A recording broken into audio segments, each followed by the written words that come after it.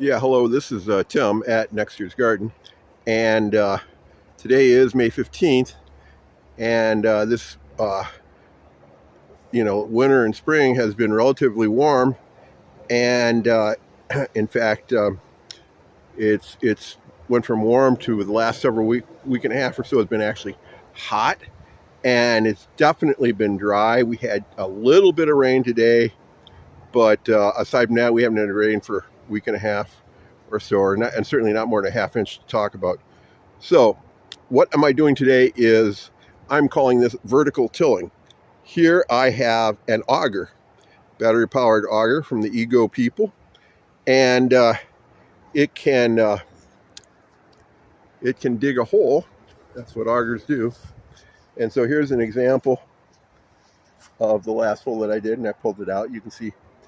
And so what I've done here is I am going to be planting tomatoes and green beans, and I think on this one thing I may try some pea pots with that as well.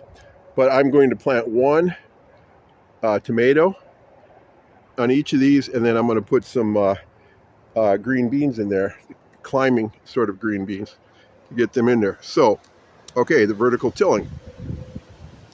So like I said,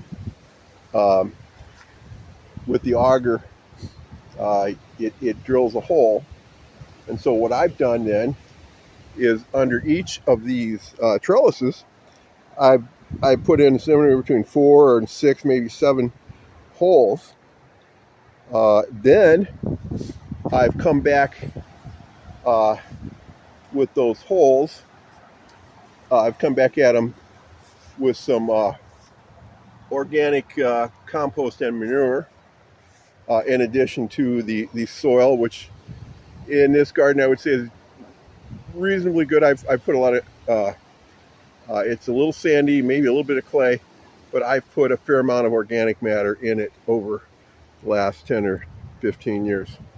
So then the next thing I do after I've added the compost, then I run the tiller through lightly, and it mixes the dark compost cow manure with the lighter brown soil, and so it gets those mixed together.